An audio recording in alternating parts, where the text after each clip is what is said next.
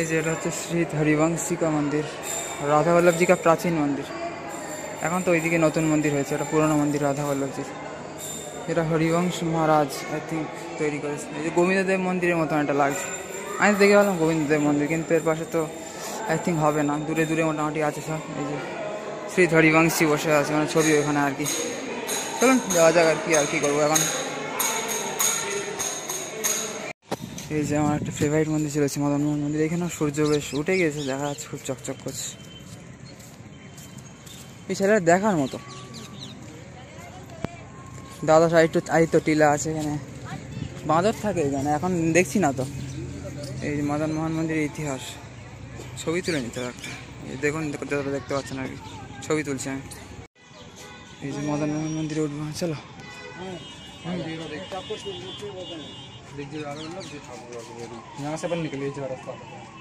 জুতো খুলে যাচ্ছে কেন? খুলে যাচ্ছে কিন্তু এখানে জুতো খুলবে কেন? জুতো খুলতে হবে না, চলো গিয়ে দেখি। এই যে মদন মোহন মন্দিরে উঠছে এখন আমরা। উপর থেকে বৃন্দাবন বিশাল লাগবে, তো ওটাই হয়নি এখন কিছু।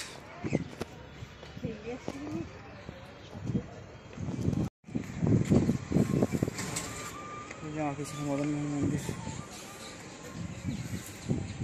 ফেভারিট জায়গা আমার।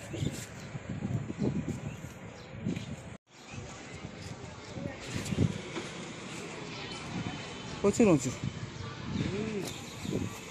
পুরো 8টা বাজে এখন, মদন মোহন মন্দিরে ঢুকছি।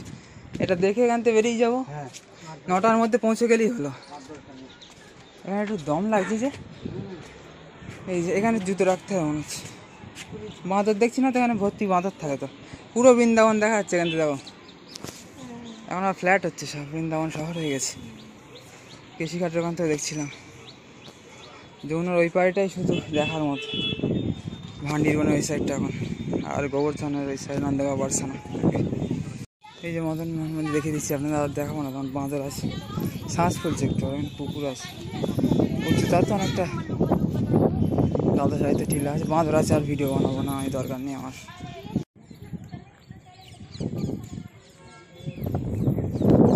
দেখতে পেলাম এই আমাদের মদন মোহন মন্দির ছিলাম আমি, যে বাঁদরটা দৌড়াচ্ছে, কার কি নিচ্ছে টিচ্ছে কিনা বাবারে।